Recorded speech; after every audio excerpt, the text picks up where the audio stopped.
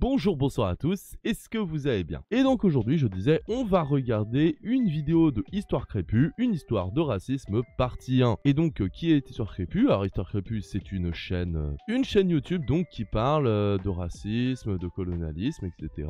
Une chaîne que je connais de loin, dans le sens où j'ai déjà vu quelques vidéos, mais j'ai jamais regardé à fond, j'ai jamais pris le temps malheureusement. Et j'ai vu que là, hier soir, ils ont sorti, ou il a sorti, je ne sais pas s'il est tout seul, en tout cas sa coupe est méga stylée, ça on peut pas lui enlever, vraiment une coupe de méga BG le gars. Je me suis dit c'est l'occasion de regarder une petite vidéo d'Histoire Crépue, en plus je connais un peu l'histoire du racisme, tu vois, genre le colonialisme, l'esclavage, je connais un peu mais je ne suis pas un expert. Et je me suis dit vas-y on va essayer, on va voir ce que ça donne, est-ce qu'on va sûrement apprendre des choses, vous comme moi, et même si on n'apprend rien, ça fait toujours pas de mal une petite piqûre de rappel. Donc c'est parti, Histoire Crépue, une histoire du racisme, partie 1, let's go. Aujourd'hui, je vais vous raconter l'histoire du racisme parce que oui, le racisme a une histoire, ce n'est pas un sentiment universel qui a toujours existé dans toutes les sociétés humaines, non, le racisme c'est un système de domination particulier qui est né au XVIIe siècle pour permettre les conquêtes coloniales européennes. Et en vrai, ça semble logique. Enfin, moi, là, ce qui me dit là, ça me semble logique. Genre, il n'y a aucun intérêt à avoir du racisme dans ma tête si c'est pas pour des intérêts pécuniers, de conquête, etc.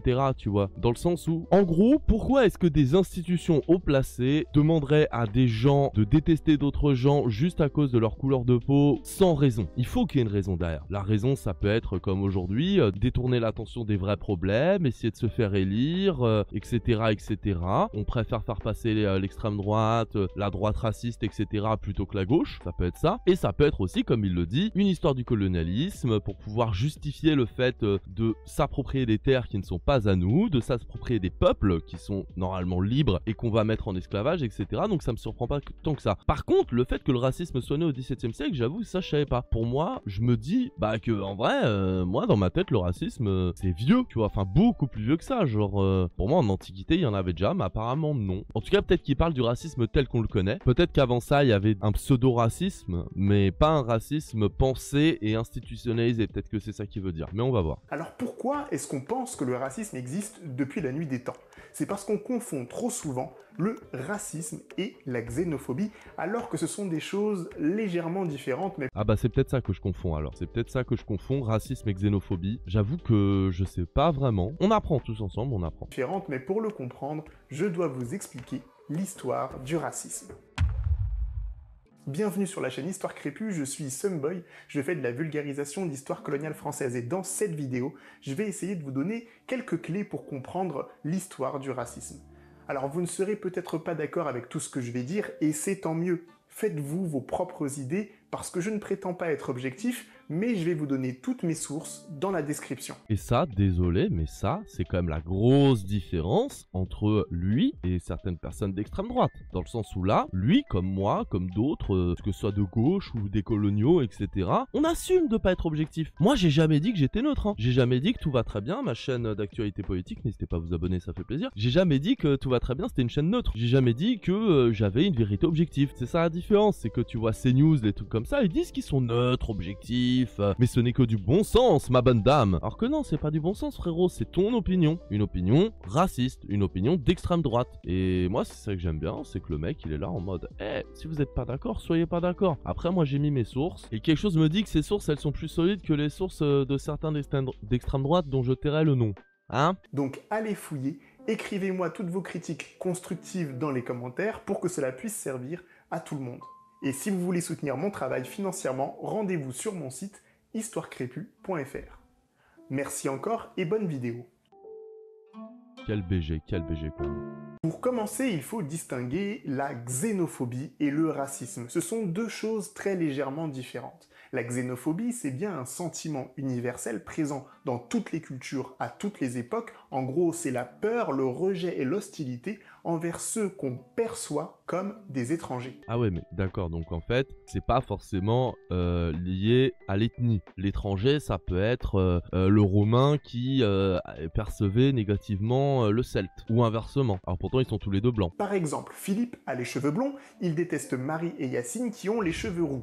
Ici, la xénophobie est basée sur la couleur des cheveux. On pourrait observer de la xénophobie entre des villages différents, des religions différentes. Des joueurs de jeux vidéo différents, des supporters de matchs de foot différents, on connaît. Bref, la xénophobie est souvent issue de l'ethnocentrisme, qui est le fait de se voir comme le centre du monde et de ne pas comprendre, voire de refuser les différences.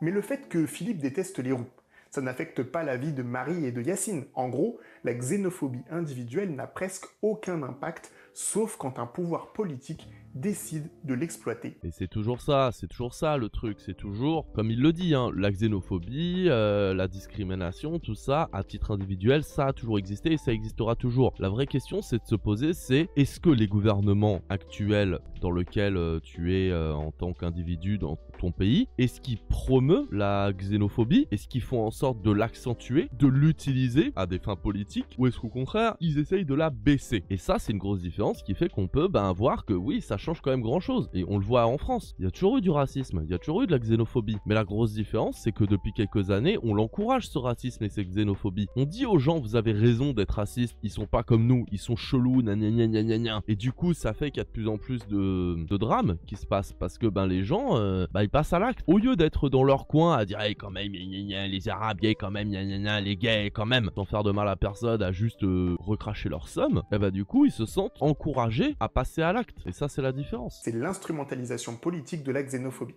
Imaginons un président du parti anti-roux qui alimente la haine contre les roux, qui désigne les roux comme des ennemis, qui met en place un système de discrimination basé sur le critère xénophobe de la couleur de cheveux. La xénophobie est organisée par le pouvoir politique, elle est systémique, elle est structurelle, puisqu'elle fait partie de l'ADN du pouvoir politique qui l'a mise en place. Mais attention, ce n'est pas encore du racisme. Le racisme, ce serait un système de discrimination basé sur le critère xénophobe de la race. Sauf que pendant longtemps dans l'histoire de l'humanité, le concept de race, il n'existait pas. Il va être inventé très récemment au XVIIe siècle pour permettre aux Européens de coloniser le reste du monde. Putain, ça je savais pas par contre. Je savais pas que le concept de race, il avait été inventé au XVIIe siècle. Pour moi, l'être humain a toujours été en mode, il y a des races. Après, peut-être que la différence, c'est qu'à l'époque, on parlait d'ethnie. C'est peut-être ça le truc. C'est qu'avant, Antiquité, Moyen-Âge, on parlait d'ethnie au lieu de parler, ou de peuple, au lieu de parler de race. Ça restait xénophobe, mais en mode, on parlait du peuple noir, du peuple blanc, du peuple machin, tu vois. Mais sans parler de race noire et de race blanche. Je pense que ce qu'il dit, c'est qu'il y a une distinction entre deux types d'êtres humains, tu vois. La différence entre avant et le racisme. Enfin, la xénophobie et le racisme. En tout cas, j'ai l'impression qu'il part par là. En mode, avant, la xénophobie, c'est en mode, ouais, je déteste les roux, mais ça reste un humain. Alors que le racisme va dire, c'est pas exactement les mêmes humains que nous. J'ai l'impression que c'est ça. Mais alors, comment fonctionnait la xénophobie avant l'apparition du racisme? Dans l'Antiquité, Hérodote notait que les Égyptiens appelaient barbares tous ceux qui n'ont pas la même langue qu'eux-mêmes. Pareil pour les Grecs qui qualifiaient de barbares ceux en dehors du cercle hellénique. Pour eux, barbare signifiait simplement étranger. Et on voit que, on reprend pas mal ça, aujourd'hui. L'extrême droite n'aime pas trop reprendre les trucs grecs à base d'orgies gays, etc. Par contre, pour tout ce qui est appelé barbare, ce qui n'est pas du peuple français, alors là, on y va, hein. Là, ça y va. Ah, ça ira. Non mais c'est dingue de se dire que il y a toujours eu ça, ce truc de tu fais pas partie de la team, t'es un barbare. C'est fou quoi. Et on voit que ça a toujours été ridicule, dans le sens où aujourd'hui on trouverait ridicule le truc de, enfin on devrait trouver ça ridicule le truc de tu parles pas la même langue donc t'es un barbare. Et moi c'est ça qui me terrifie avec les politiques d'extrême droite actuellement, c'est que ils se cachent même plus de ça. Donc, pendant des années on avait fait reculer assez le racisme pour qu'ils se cachent, pour qu'ils trouvent des formules de préférence nationale, antiterrorisme, etc. Vous voyez, des termes pour justifier leur racisme mais sans paraître trop raciste. Alors que là non, on retourne à des grands emplacements, barbares, etc. C'est un délire. J'allais dire on retourne au Moyen-Âge, mais non, on retourne à l'Antiquité. Dans cette connotation très péjorative et surtout sans idée de race. Mais ça n'empêchait pas les civilisations antiques d'avoir des systèmes xénophobes. À Rome, les esclaves étaient principalement des étrangers. Selon Henri Lévy-Bruhl, Les citoyens romains toléraient l'esclavage plus facilement si l'esclave se présentait sous un aspect physiquement différent du national. Et bizarrement, c'est un peu la même chose avec nous, hein. On le voit de toute façon en règle générale. On va plus facilement, quand je dis on, je parle d'un point de vue sociétal évidemment, hein. On va plus facilement accepter d'un point de vue sociétal des injustices si c'est sur des ethnies non blanches. Dans le sens où la mort de Naël, ils vont plus facilement accepter le fait que Naël se soit fait tuer par un keuf parce que eux ils disent que c'est c'est parce qu'il a fait un refus d'obtempérer, il avait pas le permis. Mais non, c'est parce qu'il était arabe. Ça aurait été un blanc, ils auraient trouvé ça scandaleux. Et il y a plein d'exemples comme ça. Je veux dire, le fait que les structures des JO ont été fabriquées par des sans-papiers, ça choque pas les gens parce que les sans-papiers en soi sont beaucoup noirs et arabes. Mais ça aurait été que des Italiens ou des trucs comme ça, peut-être que on aurait été en mode c'est chaud quand même, faudra peut-être faire quelque chose, genre leur donner un meilleur salaire, pas les prendre pour des cons et tout. Donc en fait, ça a pas changé. Si la distinction ethnique apparaissait à tous les yeux. Mais ce n'était pas encore du racisme. Les esclaves étaient souvent des prisonniers de guerre de diverses cultures, de diverses couleurs de peau, qui pouvaient ensuite être affranchis et intégrés dans la société romaine. On avance un peu au Moyen-Âge, la xénophobie va être très religieuse. La première croisade est organisée pour reconquérir Jérusalem et sauver les chrétiens d'Orient. Mais le conflit n'est toujours pas racial puisque les chrétiens d'Orient ont la même apparence physique que les musulmans. Et plus tard, lors de la Saint-Barthélemy, les catholiques de Paris vont massacrer entre 5 000 et 10 000 protestants, toujours sur des bases religieuses, sans avoir conscience qu'ils sont tous blancs. Et si on sort en dehors de l'histoire occidentale, lors de la conquête de l'Afrique du Nord par les Arabes par exemple, les populations berbères, elles ont dû s'assimiler à un pouvoir xénophobe centré sur la religion et la langue, mais pas sur la race.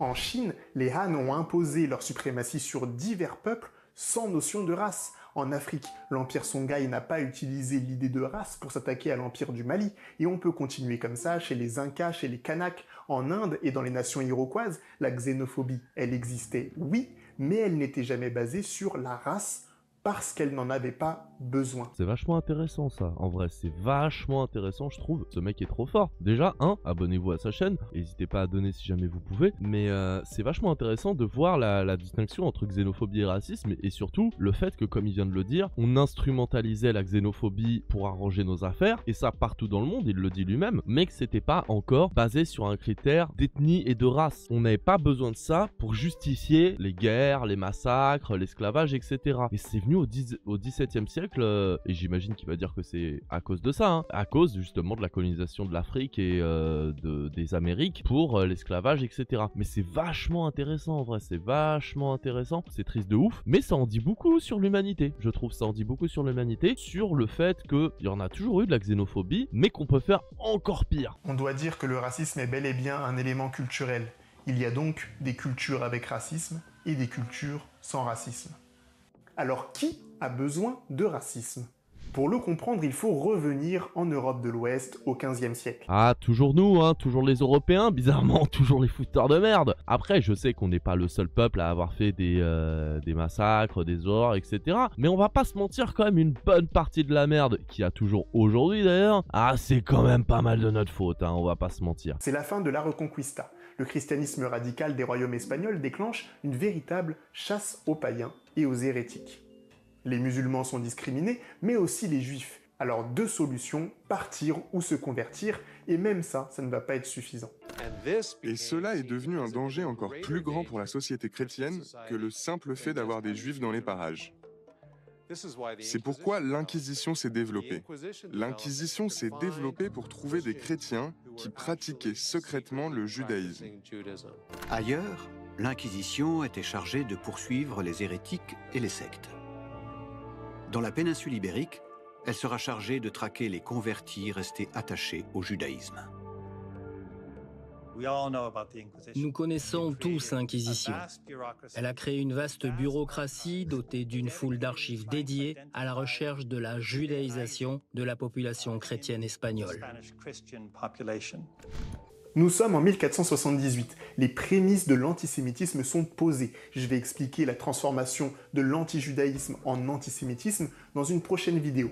Mais revenons à notre histoire car les Juifs ne vont pas être les seuls à expérimenter les débuts du racisme. Il est temps de parler de l'esclavage des Noirs. C'était sûr, c'était ça. C'était tellement sûr, c'était ça. Et malheureusement, on en a encore les conséquences aujourd'hui. Que ce soit en Europe, aux États-Unis, en Afrique, partout en fait. L'esclavage a foutu une merde. C'est vraiment horrible, que ce soit d'un point de vue humain. Et même si jamais t'es égoïste et que tu te dis, ouais, bah les couilles des noirs, on s'en fout, la race blanche, nanana, bah même les blancs en vrai, ça les a pas servi. Parce que même aujourd'hui, en fait, on le voit, ça retourne les gens les uns contre les autres. On n'avance pas aussi vite qu'on aurait pu avancer si on était tous main dans la main, parce que ben il y a du ressenti de partout, parce que ben la haine amène la haine, et que du coup, au lieu de se dire bon, on est tous l'humanité, on est tous frères et sœurs, vas-y, on avance tous ensemble, ben non, il y a du racisme et ça s'enchaîne et ça en finit jamais. Remettons-nous dans le contexte.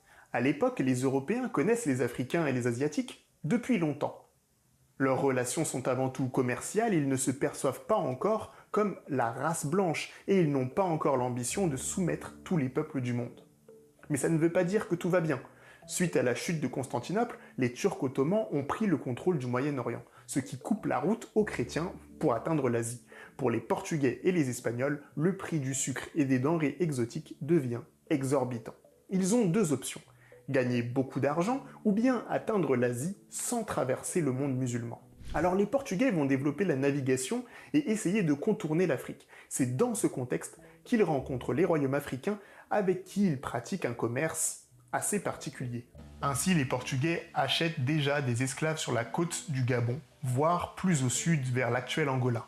Ils les revendent aux marchands d'Afrique de l'Ouest en échange de l'or qui est l'objet principal de leur convoitise dans la région. Et ça, c'était chaud, hein. C'était chaud de ouf. Bien évidemment, l'esclavage, c'est toujours chaud. Mais ce qui est horrible en plus, c'est de se dire qu'il y a des Africains de l'époque qui allaient chasser d'autres tribus africaines pour les revendre aux Blancs en esclaves. Et pour revenir à ce qu'il disait, ça, c'est de la xénophobie. D'une tribu africaine à une autre, c'est de la xénophobie. Après, je pense qu'il va le dire, on va justifier l'esclavage et le fait de faire ça, parce que les Noirs, c'est pas des vrais humains, c'est des sous-hommes, tu vois. Ça a été beaucoup ça. Et pendant longtemps, il y a eu cette espèce de... Enfin, c'était dégueulasse ce truc de... Bon, déjà, l'esclavage est dégueulasse, mais en plus, ce qui était horrible, c'est que non seulement il y avait de l'esclavage, mais en plus, il y avait une espèce de fascination morbide et exotique pour tout ce qui était Afrique, Asie et tout. En mode, on les colonise, mais en plus, on veut s'approprier leur culture, faire genre, oh là là, regardez, ils sont fascinants, c'est presque hommes, dis donc, oulala,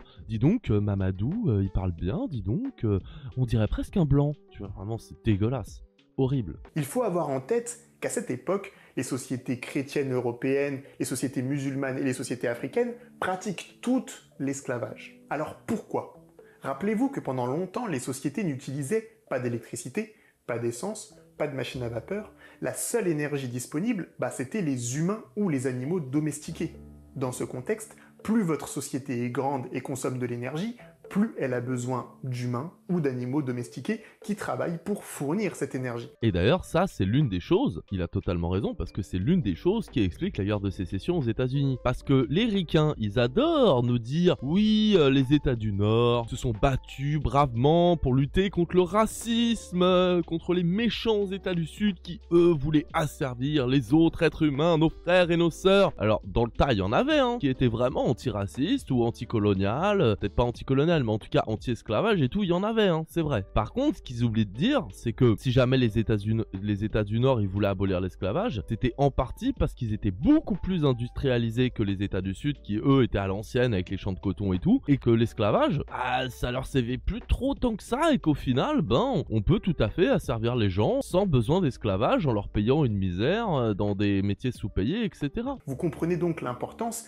et le rôle des esclaves à cette époque. Pendant longtemps, les historiens ont différencié deux types d'esclavage.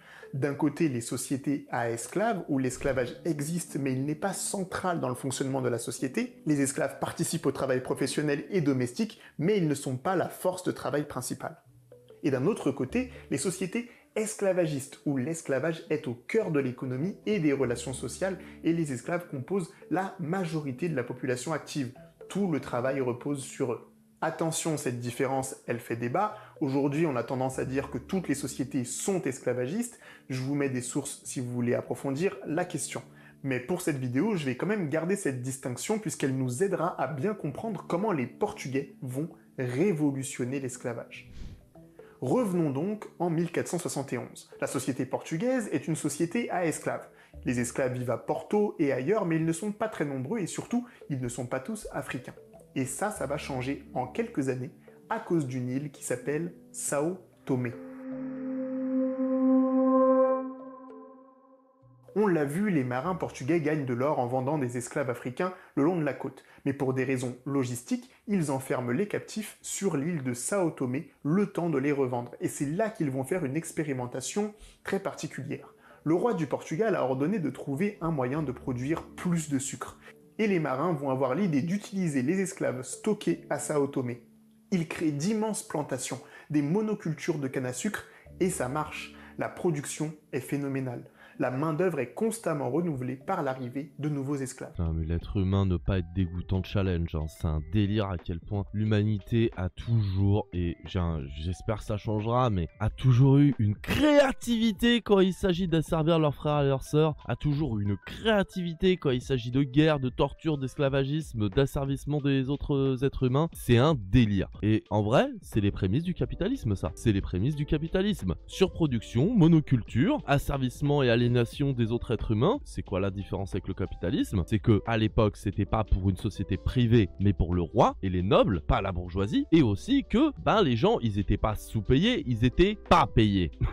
C'est la seule différence. Mais en vrai, je suis désolé, hein, c'est vraiment les prémices du capitalisme à base de, les gens, on s'en bat les couilles si jamais ils sont asservis, si jamais ils meurent à cause d'un travail trop pénible, trop répétitif. De toute façon, on peut toujours en prendre d'autres, parce que ça ressemble vachement au premier pas du capitalisme au 19e siècle avec la révolution industrielle, etc. Où, en fait, comme on a vu que avec les machines à l'époque, on pouvait quand même vachement moins payer la main-d'œuvre parce qu'on en avait moins besoin et qu'il n'y avait plus de spécialisation, dans le sens où avant ça, pour beaucoup de métiers, il fallait se spécialiser en quelque chose, un minimum. Il fallait être doué, je dis une connerie, mais tu fabriques des chaises. Avant l'ère industrielle, si tu fabriquais des chaises, il fallait savoir la fabriquer toi-même avec tes petites mains. Il fallait savoir utiliser un marteau, utiliser des trucs. Il y avait un savoir-faire. Donc tu pouvais pas juste sous-payer n'importe quel pecno et lui dire vas-y fais-moi une chaise, parce qu'elle allait être dégueulasse sa chaise. À partir de l'ère industrielle, la chaise, tu t'en bats les couilles que le gars il sache la faire ou pas. Il suffit juste qu'il appuie sur des boutons, qu'il utilise des machines et tout. C'est fait quasi automatiquement. L'être humain il est là pour accompagner le mouvement de l'industrie. C'est horrible, il faisait super chaud, il y avait de la fumée partout, il y avait des maladies, des morts et tout. Mais comme il y avait besoin de beaucoup moins de monde pour un rendement beaucoup plus grand,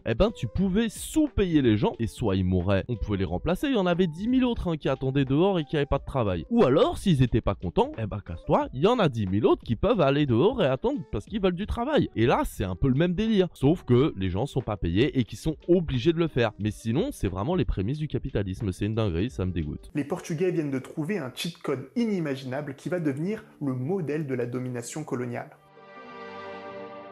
Ah, les Amériques.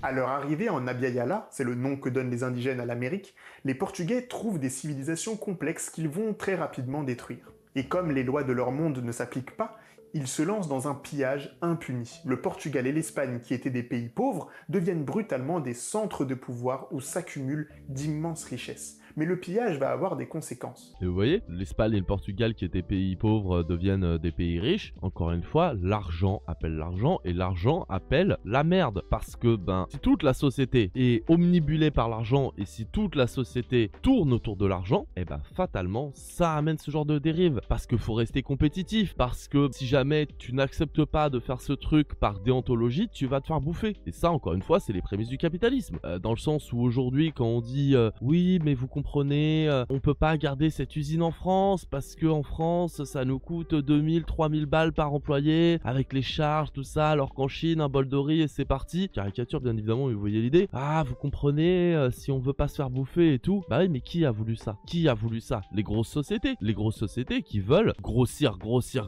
en s'en battant les steaks de l'être humain, en s'en battant les steaks du fait que il y en a peut-être qui vont crever à cause de ça. Et c'est exactement ce qui se passait à l'époque, sauf que c'était par pays interposé et non pas par société interposée. Mais le pillage va avoir des conséquences. Sur l'île d'Hispaniola, l'actuelle Haïti, la population indigène passe de 2 millions à 0 en seulement 70 ans entre 1492 et 1540. C'est un génocide. C'est juste un génocide en fait. Il n'y a pas d'autre mot pour appeler ça. 70 ans, ils étaient 2 millions, ils sont 0. C'est une dinguerie. Et quand tu sais ce genre de choses, quand tu sais tout ça, quand tu vois tout ça, tout ce que l'humanité a fait d'horreur, dont l'Occident en soi, tu vois, surtout l'Europe de l'Ouest, comment tu peux te dire, ouais, soyons fiers à 100%, la France, tout ça. On peut être fier de certaines choses qu'on a fait, hein, la Révolution française, la Commune de Paris, des trucs pour les droits de l'homme, etc.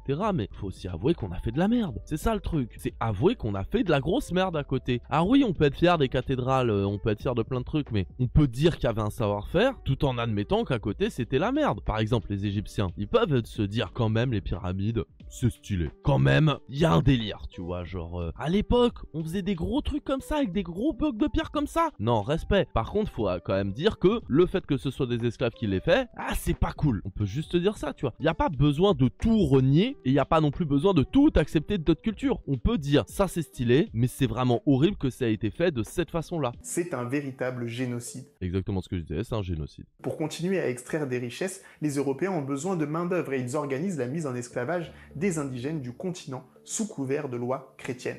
Sauf que les indigènes continuent à mourir. Alors pour remplacer cette main-d'œuvre perdue, les colons décident d'acheminer massivement des Africains en Amérique. Alors moi j'avais vu au collège ou au lycée, non c'était au collège, alors, ça se trouve c'est pas exactement ça parce que toi-même tu connais hein, le collège, le lycée, on te donne le gros du truc, on te dit pas exactement avec les spécificités parce que on n'est pas en thèse. Mais ouais, moi j'avais vu qu'au collège, j'avais vu qu'en gros quand ils ont commencé à aller en Amérique, les colons, ils ont commencé à esclavager les peuples autochtones, donc les Amérindiens, sauf qu'ils étaient trop fragiles entre guillemets, tu vois, et pas assez nombreux pour un rendement optimal pour la colonisation. Et c'est entre autres pour ça qu'il y a eu la traite des Noirs après, parce que les Noirs étaient entre guillemets plus résistants, parce que les conditions de vie sont pas les mêmes entre les États-Unis, l'Amérique du Sud versus l'Afrique, tu vois. Et aussi le fait qu'ils sont quand même vachement nombreux et que on peut facilement en acheter. Et après il y a eu le commerce triangulaire entre on part de l'Europe pour aller en Afrique. En Afrique on achète des esclaves qui vont nous permettre de aller en Amérique faire des champs de coton, etc. qu'on va revendre en Europe pour avoir de l'argent, pour racheter des esclaves, etc. etc. C'est dégueulasse. On se retrouve donc avec un système inédit dans l'histoire de l'humanité. Les colons sont tous européens et travaillent pour enrichir leur royaume, et les esclaves sont tous africains ou indigènes, ils sont beaucoup plus nombreux, et donc ils se révoltent régulièrement et créent des communautés autonomes de marrons dans les forêts. On appelle ça les communautés marronnes. Pour les colons, le moment est décisif. Comment éviter de perdre le contrôle du Nouveau Monde et de ses richesses? Il leur faut un outil théorique, un outil pratique. Et c'est dans ce contexte que les colons européens vont inventer les catégories de blancs et de nègres. Voilà. Le racisme a été inventé pour justifier le colonialisme. L'humanité me dégoûte. Et le pire, c'est que ça ne m'étonne même pas. Je vous recommande le livre d'Aurélia Michel intitulé « Un monde en nègre et blanc » qui raconte chaque étape de cette histoire très précisément. Et si vous n'aimez pas lire, vous pouvez toujours regarder la série documentaire Arte, Les routes de l'esclavage, qui va vous donner tous les détails de la manière dont les Européens vont utiliser le terme blanc et nègre pour créer une hiérarchie dans le système plantationnaire esclavagiste. Mais en vrai, les colons européens, ils sont de cultures, de royaumes et de langues différentes. Ils sont souvent même ennemis. Ah bah ça se foutait bien sur la gueule en Europe à l'époque, hein. Ça se foutait bien sur la gueule entre les royaumes. Et pourquoi? Bah tout simplement parce que c'est des rois. C'est des rois qui sont à skip de droit divin, donc ils font ce qu'ils veulent. Et que du coup ça donne des gros bébés cadom en mode « Non mais moi je voulais cette colonie. Eh ben non, pourquoi c'est mon cousin roi d'Angleterre qui l'a eu? C'est pas juste !»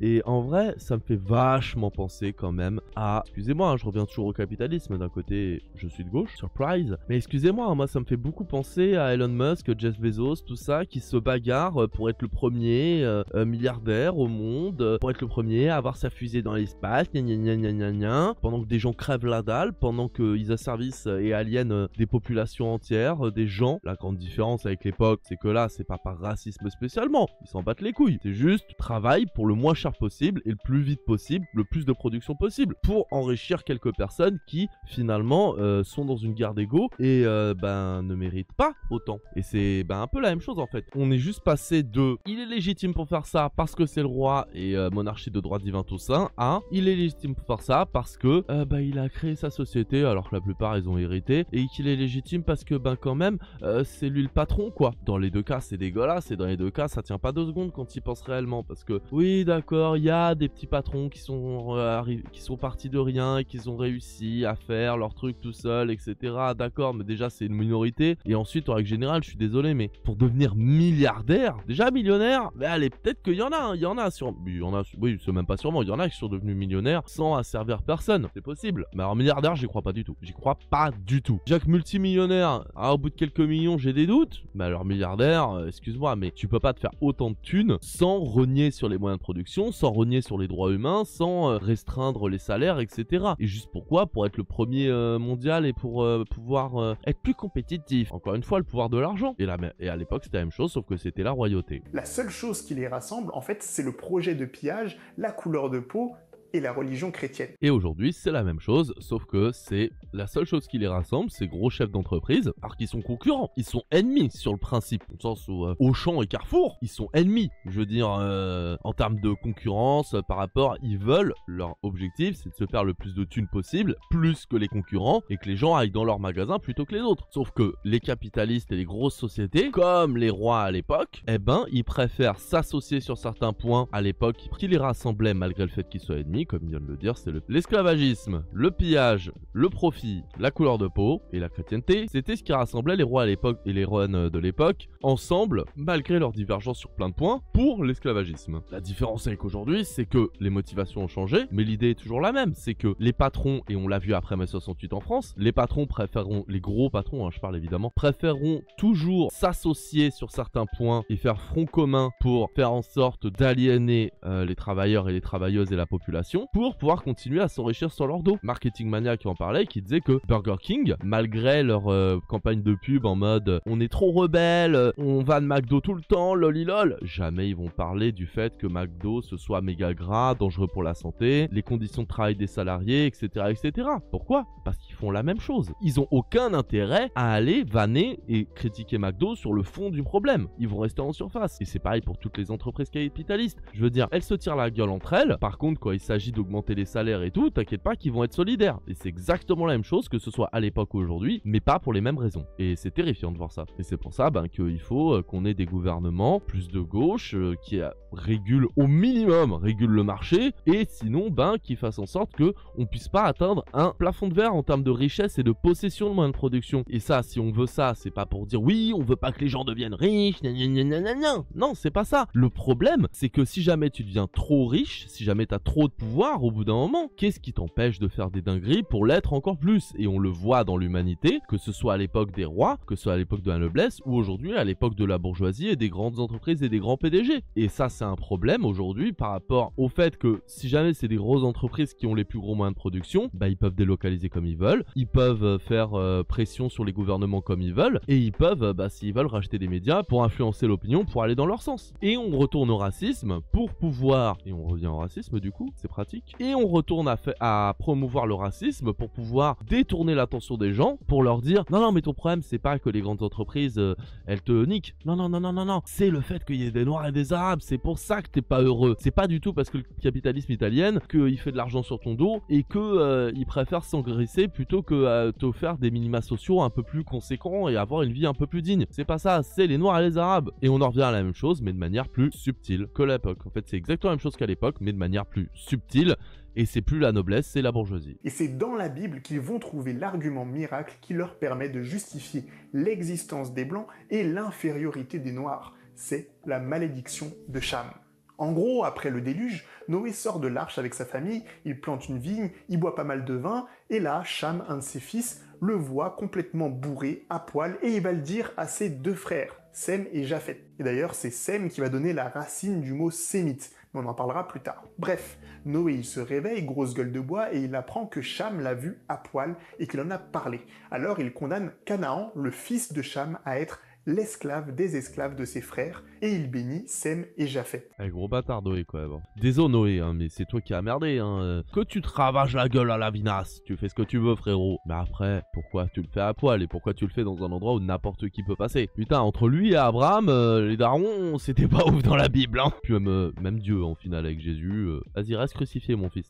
T'inquiète, je déconne, bien évidemment, je n'ai aucun problème avec les chrétiens, avec aucune religion en règle générale. Moi, ce qui m'emmerde, c'est pas les religions, c'est pas les religieux, c'est ce que les gens en font. C'est le fait qu'il y a certaines personnes, peu importe la religion d'ailleurs, hein, même les bouddhistes, qui justifient leur acte par leur religion, tu vois. Moi, c'est ça qui m'emmerde. Mais justement, l'Église, elle va utiliser ce passage pour expliquer que les Noirs sont les descendants de Cham et de Canaan, et qu'ils sont donc condamnés de manière héréditaire à être les esclaves du reste de l'humanité. Parce qu'ils sont à poil, c'est ça. Je suis sûr qu'ils vont dire ça, je suis sûr qu'ils vont dire ça. Parce qu'ils sont à poil dans la pampa. C'est sûr, c'est ça. J'en mets ma main à couper. On n'est toujours pas exactement dans le racisme, mais on commence à en avoir tous les éléments. Une discrimination physique, une domination et une supériorité héréditaire, une justification religieuse, puisqu'à l'époque, la science n'était pas plus légitime que l'Église, et surtout, on a un projet d'exploitation coloniale. D'ailleurs, à l'époque, j'ai l'impression que la science, c'est pas qu'elle était pas plus légitime que l'Église, j'ai l'impression qu'elle était moins légitime que l'Église quand même. Je peux dire des conneries, mais j'ai quand même l'impression que entre un scientifique et un prêtre, on va plus écouter le prêtre à l'époque. Et c'est seulement pour réussir l'exploitation coloniale que les Européens vont condenser tous ces arguments. À partir de là, le mot nègre va devenir synonyme d'esclave, et donc les pouvoirs coloniaux vont mettre en place des lois qui discriminent les Noirs en tant que catégorie. En France, c'est Colbert qui va préparer et publier le Code noir. Cet édit royal est un des premiers éléments de racisme systémique négrophobe. Ce code va encadrer légalement l'exploitation des Noirs. Ah mais c'est horrible. C'est horrible et puis en plus le pire c'est que ça passait. Et c'est là où faut voir, et c'est là qu'on voit que faut jamais écouter les gouvernements qui soient de royauté ou élus par le peuple. Hein. Peu importe, faut jamais écouter les gouvernements à 100% parce que s'ils veulent, ils peuvent sortir des dingueries comme ça. Ils peuvent, et ils le font. Article 44. Déclarons les esclaves être meubles et comme tels entrer dans la communauté. Pour eux, les esclaves, eux, ils voient une table flubiduc et un noir, ils se disent, c'est la même chose, ça me dégoûte. Les blancs pourront donc acheter, déplacer, nourrir, tuer des noirs légalement. Mais le code sert surtout à empêcher toute rébellion. Article 15. Défendons aux esclaves de porter aucune arme offensive. Article 16.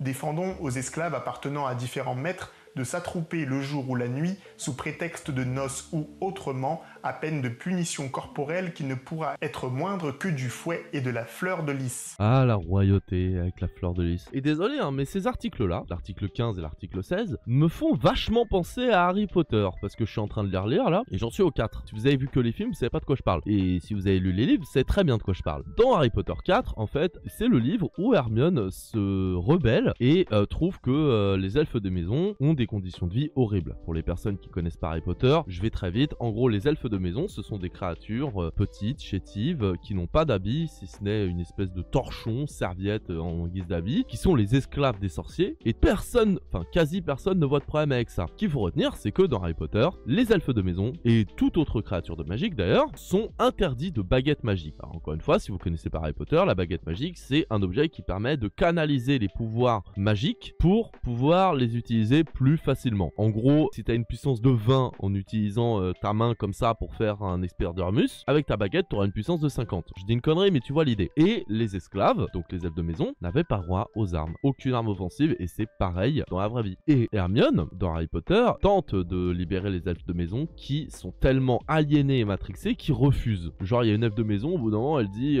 à Hermione et à Harry, ouais, je connais Dobby, mais il a changé, vous auriez pas dû le libérer parce que maintenant, il devient malade, il pète un plomb, il veut être payé pour un travail, ce fou. Et encore une fois, J.K. Rowling pétasse, parce que J.K. Rowling est transphobe, si vous savez pas, la meuf qui a écrit Harry Potter. Et dans son livre, bah, en fait, elle justifie l'esclavage par « mais il le voulait ». Et désolé, mais on se rapproche un peu de ce qu'on voit là avec « mais c'est des races inférieures et en fait, c'est limite leur rendre service un peu quand même. Hein, parce que bon, c'est juste des animaux à moitié humains quand même, les Noirs et les Arabes, donc surtout les Noirs à l'époque. Donc on leur rend service quand même. Et puis on leur a fait des routes en Afrique ou quoi? Oh, cet argument, je l'ai entendu tellement de fois, oui, mais en Afrique, on leur a fait des routes. Sauf que connard, on leur a fait des routes, pourquoi? C'est pas pour être gentil, hein, c'est juste pour transporter les dorés qu'on leur pillait plus facilement, dont les êtres humains. En plus du code noir, le royaume met en place une police des noirs accompagnée de milices qui sont des formations spontanées de colons blancs pour défendre leur territoire face aux esclaves révoltés.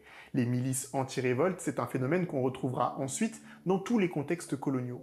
Mais pour que ce système fonctionne, il faut pouvoir clairement identifier les noirs et les blancs. Ah ça va être la propagande, là je sens, là on va être sur de la bonne propagande horrible. Bah ouais, faut bien justifier le fait que tu dises que une partie de la population bien spécifique n'aura pas les mêmes droits et qu'on pourra leur faire toutes les dingueries du monde, c'est légal et c'est justifié. Tu peux pas dire ça comme ça en mode, bah voilà, c'est comme ça, c'est la vie, faut faire avec. Bah non, faut le justifier pour que la population soit d'accord avec ça. Alors qu'est-ce qu'on fait des métis ?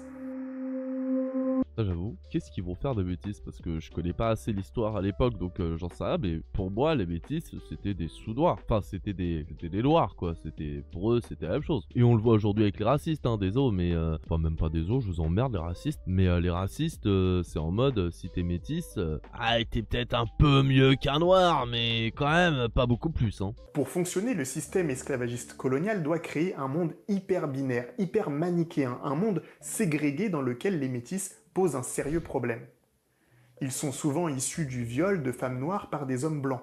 Dans les premières années, ils naissent libres, on les appelle les libres de couleur. Mais pour éviter de créer trop de nuances dans la société, les autorités coloniales décident que les enfants métis vont hériter du statut d'esclave de leur mère. Tiens, bizarrement, ça me rappelle aujourd'hui, hein? Ça vous rappelle pas aujourd'hui le fait que pour les racistes, si jamais t'es ne serait-ce qu'un peu foncé, ben ça y est, t'es une racaille, t'es un noir, t'es un arabe et tu vas te faire foutre? Il y a un peu de ça quand même, hein? Non? Je sais pas pour vous, mais c'est la version raciste zéro aujourd'hui, on va dire. C'est la version light, c'est le racisme light, tranquillo, au calme. Un tas de lois vont être mises en place pour limiter la naissance des métis, mais aussi pour empêcher qu'ils concurrencent les blancs.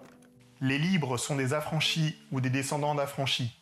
À quelque distance qu'ils soient de leurs origines, ils conservent toujours la tâche de l'esclavage et sont déclarés incapables de toute fonction publique. Et là, aujourd'hui, ils conservent toujours la tâche de l'esclavage et sont déclarés incapables de toute fonction publique. Alors c'est plus le cas aujourd'hui, bien sûr. Mais bon, est-ce que, si jamais le racisme c'était vraiment fini, si jamais on faisait vraiment plus de distinction de couleur de peau, est-ce que l'élection d'Obama en 2008, ça aurait été un sujet? Non, ça aurait été un président comme un autre, on s'en bat les couilles. Est-ce que vous imaginez aujourd'hui un président ou une présidente noire ou arabe en France? C'est sûr que non. Et c'est pas que c'est interdit. Techniquement, un noir ou un arabe, une noire ou une arabe, peut tout à fait essayer d'être présidente de la République. Mais ça se fera pas. En tout cas, pour l'instant, ça se fera pas. Et c'est pour ça qu'il faut qu'on continue le travail, essayer de repousser le racisme et de faire avancer les idées progressistes. Mais ça sera pas parce que, c'est trop ancré dans la tête des gens que, non, c'est un arabe, un noir, c'est pas vraiment français et il aura pas les compétences pour. Donc on voit que ces lois racistes, esclavagistes, etc., elles ont été profondément marquées dans la société et toujours utilisées aujourd'hui, mais d'une autre manière. Encore une fois, le racisme light, enfin light, par rapport à l'époque. Hein. Cette distinction rigoureusement distinguée,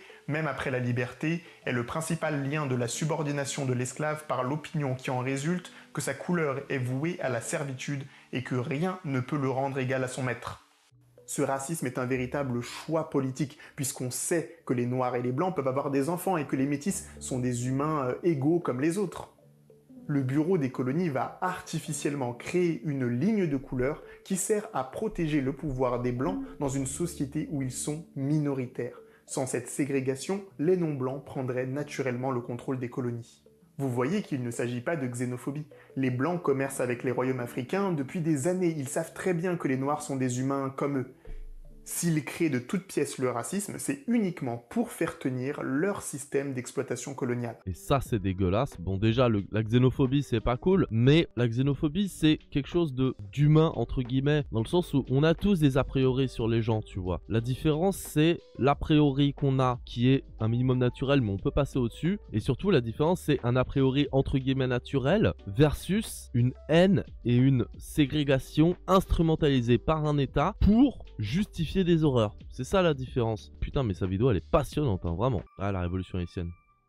Évidemment. L'esclavage permet d'enrichir brutalement les sociétés européennes. Pour assurer le commerce et la traite, les Européens créent de grandes entreprises maritimes qui fonctionnent avec des actions et un système de bourse et d'assurance. La plus célèbre va être la Compagnie des Indes orientales. Et c'est comme ça que va naître le capitalisme.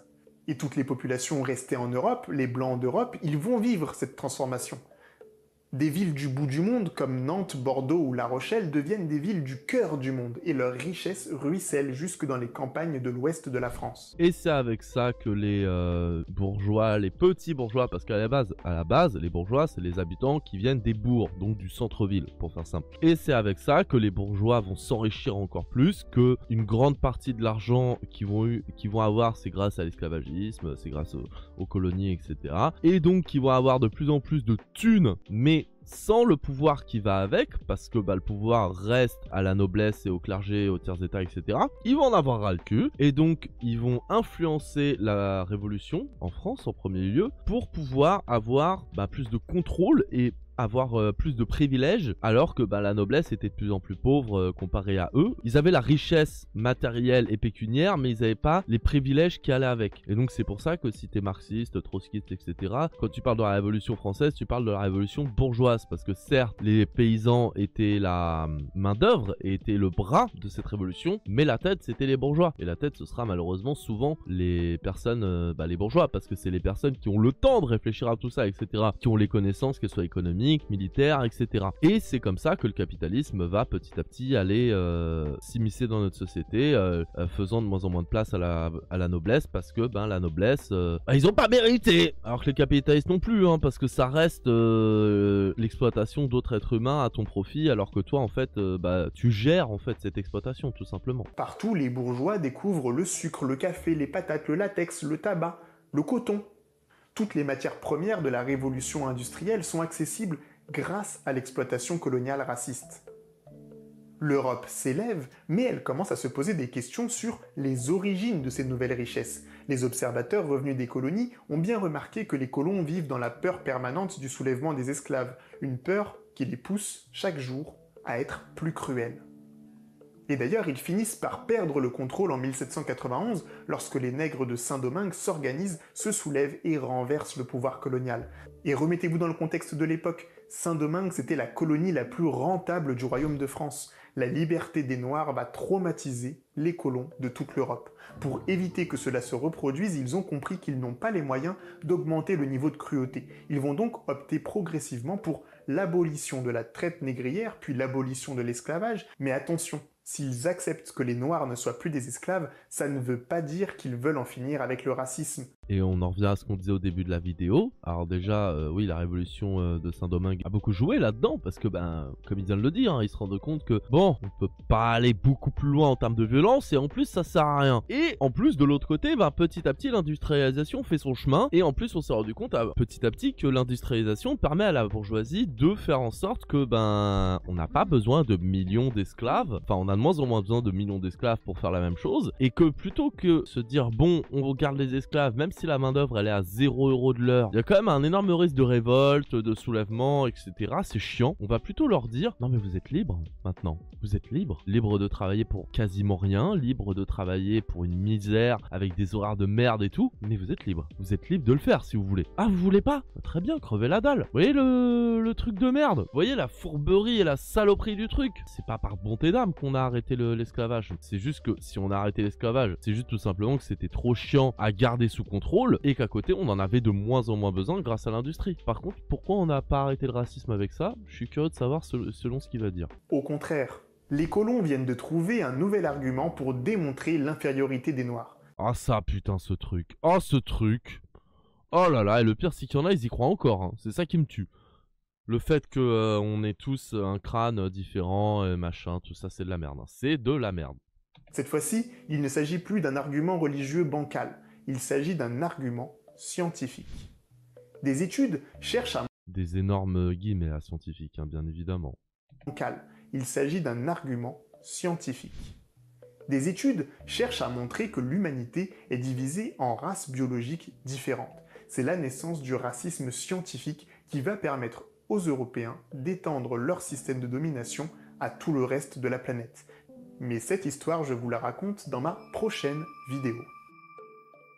Ah bah le racisme scientifique c'est encore pire parce que le racisme basé sur la religion, si t'es pas religieux t'y crois pas. Et c'est quand même fondé sur pas grand chose, de dire le mythe de Noé, tout ça, bon. Par contre le racisme scientifique, c'est la science, c'est juste factuel. C'est pas des divergents, c'est pas des divagations de mecs de comptoir. Bah non, c'est pas moi, c'est les crânes, regardez, ils sont bien différents, c'est la preuve que, tu vois des conneries. Le pire c'est que ça a marché, et le pire c'est que ça marche toujours des fois. Et on parle de racisme scientifique, que ce soit du racisme positif ou négatif, hein, quand on dit que ouais les noirs courent plus vite factuellement juste parce qu'ils sont noirs ou qu'ils ont une plus grosse tub, ça reste du racisme, hein. Si les noirs courent plus vite entre guillemets, c'est pas parce qu'ils sont noirs, hein. Moi j'ai déjà battu des noirs à la course et pourtant je suis loin d'être une flèche, hein. T'as vu mon corps? Je suis dégueulasse. Mais c'est surtout que si en Afrique ils sont meilleurs à la course, c'est pas dû à des gènes spécifiques, hein, spécialement. C'est pas parce qu'ils sont noirs, c'est parce que ils ont beaucoup plus de courses à pied à faire, que quand ils vont à l'école, il y a 10 km à faire à pied, donc ils y vont en courant, c'est plus rapide et tout. Et c'est juste pour ça. Et aussi le fait qu'il y ait certains plateaux en Afrique qui sont plus en altitude, ça fait qu'il y a moins d'oxygène et ça fait que quand ils font des compétitions sur un sol niveau 0 alors qu'eux ils sont niveau 50, du coup il y a plus d'oxygène et du coup ils sont en mode waouh, mais en fait je respire trop bien. C'est comme si toute leur vie ils avaient 50 kilos sur le dos et que maintenant tu leur enlèves pour faire la course. Évidemment qu'ils vont être meilleurs.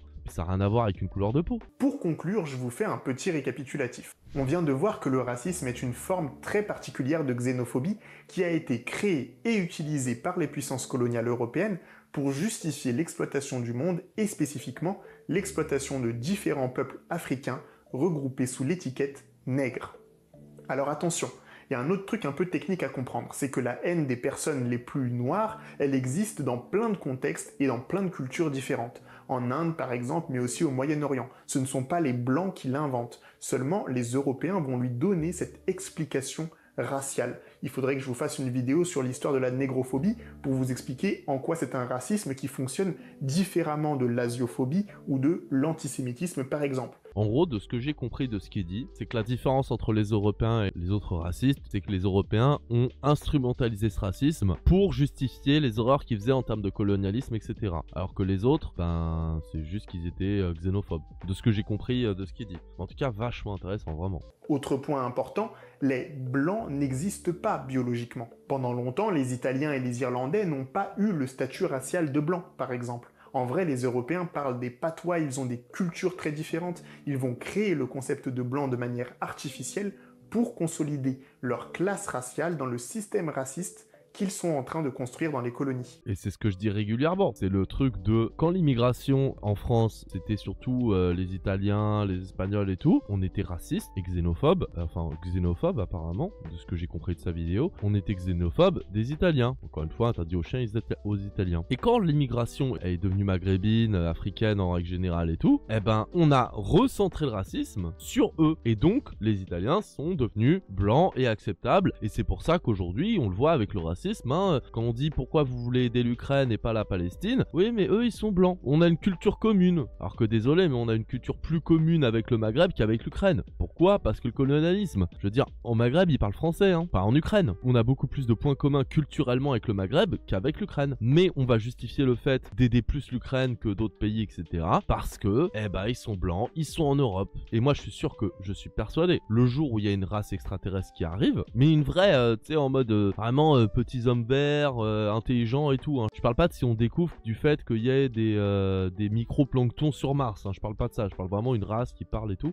T'inquiète pas que le racisme, bizarrement, il sera plus envers les Noirs, les Arabes ou ce que tu veux, Il va devenir contre cette race et l'humanité tout entière sera ensemble, c'est sûr. Il y aura toujours des racistes et des xénophobes anti-noirs, etc. Mais ce sera plus la majorité. Et surtout, les États ne concentreront plus leur propagande raciale sur les Noirs, les Arabes, etc. Ils concentreront leur propagande raciale sur les extraterrestres parce qu'il y aura des enjeux d'intérêt colonisatrice avec ces extraterrestres, avec leur planète, leur pays, etc. Et que du coup, il y aura moins d'intérêt de racisme entre êtres humains et qu'il y aura plus un intérêt de racisme envers ces extraterrestres. J'en suis persuadé, moi. Bref, le racisme n'est donc pas une idée bête qui sommeille dans chacun de nous. Le racisme, c'est vraiment un système de domination qui a été pensé et diffusé par les élites européennes pour expliquer et maintenir leur politique coloniale.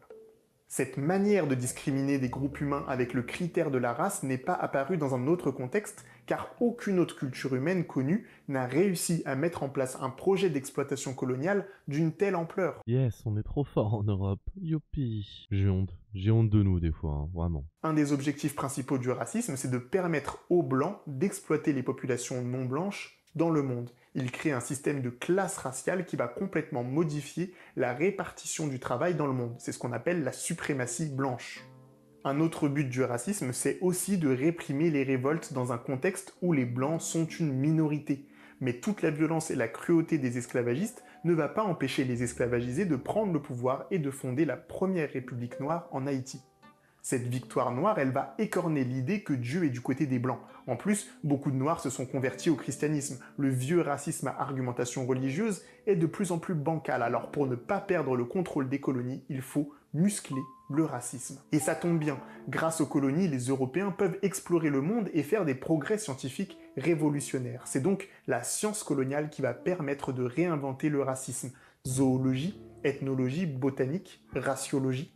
Mais je garde le suspense pour ma prochaine vidéo.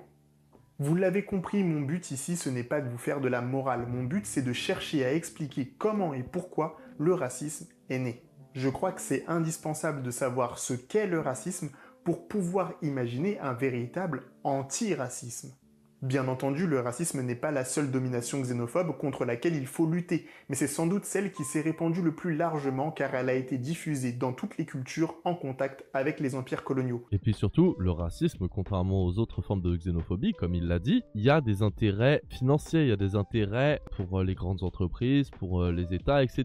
de le faire. C'est pour ça que c'est plus compliqué de lutter contre et que c'est celui qui est l'un des plus importants de lutter contre. Parce que la xénophobie sur d'autres ethnies et tout n'est pas forcément encouragé par l'État. Et on le voit avec par exemple le racisme anti-asiatique. À part à l'époque du Covid, il y en a pas tant que ça. Et c'est pas parce que les Asiatiques ils sont meilleurs, c'est pas le souci. Pas du tout même. C'est juste qu'il y a moins d'intérêt de faire du racisme anti-asiatique. Mais t'inquiète pas que si la majorité des étrangers en France, enfin des étrangers, des ethnies non blanches en France, c'est les Asiatiques plutôt que les Noirs et les Arabes, ce serait contre eux. Parce que c'est eux qui permettraient de faire diversion plutôt que les Noirs et les Arabes. Et ça c'est l'un des trucs les plus compliqués à faire entendre aux gens, je pense. Mais de toute façon, il faut lutter contre toute forme de xénophobie, hein, soyons clairs. En comparaison, la xénophobie qui permet aux Han de maintenir leur hégémonie en Chine est très mal connue et affecte très peu les cultures du reste du monde, alors que le racisme a un impact culturel et politique mondial.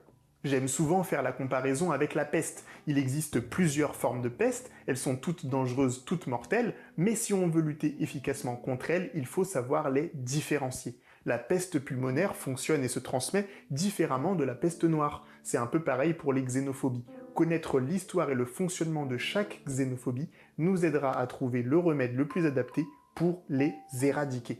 Alors si vous n'êtes pas d'accord avec des choses que j'ai dites dans cette vidéo, n'hésitez pas à me le dire dans les commentaires. Vous trouverez toutes mes sources dans la description, mais vous pouvez ajouter vos sources pour que tout le monde puisse en apprendre davantage. N'hésitez pas aussi dans les commentaires à compléter si vous avez des informations dont je n'ai pas parlé. Je ne prétends pas avoir résumé toute l'histoire du racisme, je me suis d'ailleurs focalisé sur la manière dont il a émergé, plutôt dans le contexte français, mais je suis sûr qu'il y a pas mal de choses à creuser côté Hollande, Espagne, Portugal, Angleterre, autres. En tout cas, c'était super sympa, vraiment, c'était incroyable. Vraiment, je rate pas assez de vidéos de lui. Je rate pas assez de ses vidéos, mais faudrait parce que, vraiment, c'est passionnant, c'est pédagogique. Et en plus, c'est simple à comprendre, je trouve, pour à peu près tout le monde. C'est pas une vidéo, déjà ça dure que 20 minutes. Bon, c'est que la partie 1, mais quand même, c'est pas en mode, oh là, c'est tellement complexe que j'y comprends rien, parce qu'il utilise trop de termes techniques et tout. Vraiment, c'est plus simple qu'un cours, alors que j'ai l'impression que c'est plus complet, entre guillemets. Pas plus complet forcément, mais vous voyez ce que je veux dire, je pense. Vraiment, la pédagogie du mec, le fait que vraiment son militantisme ne déborde pas, chose que j'ai un peu du mal à faire, moi, par exemple. Vraiment, c'est super cool. Je vous invite vraiment à vous abonner à Histoire Crépue et à voir d'autres vidéos et à le soutenir si vous pouvez. Vraiment excellent.